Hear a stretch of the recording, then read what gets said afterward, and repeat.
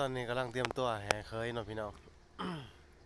ตอนเสาๆ8 โมงเนาะตอนนี้เนาะ8 โมงบ่8 โมงไปกำลัง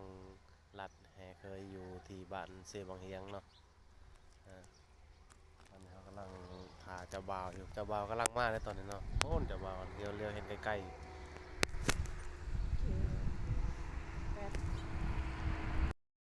ได้เวลาหน้าที่แล้วพี่น้อง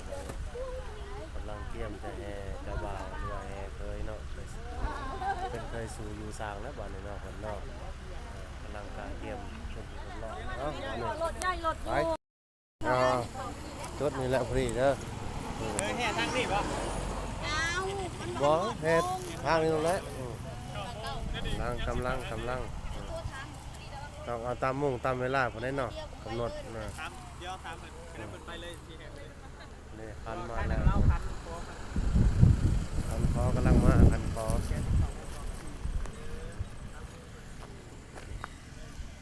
นี่แมนเจ้าบ่าวเนาะเจ้าบ่าวมาจากแขวงสวรรณเขตได้เนาะถ่ายรูปตำรวจค่ะเป็นที่มันเป็นเคยสู่อยู่สร้างมันเคยสู่อยู่สร้างอยู่เซ่บางเฮียงไปได้ผลเนาะ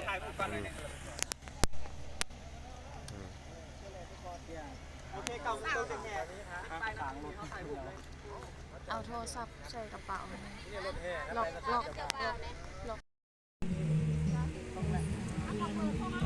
เตรียมเลยเตรียมเลยนะอันนะพ่อหันนะพ่อน้ำโป่งเลยไปเอาไปขันหมากเราต้องหับนักได้เห่า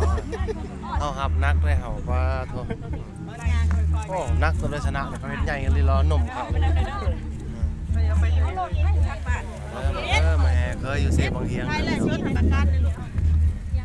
ไล่ชุดให้เพื่อนเนี่ยไล่ลงไปโหลดไล่ตัวได้ก็ไล่ตัวได้ก็ได้ในขณะตอนนี้เขาก็เลยแห่เคยมาหอเรือนเจ้าสาวเป็นที่เรียบร้อยเนาะ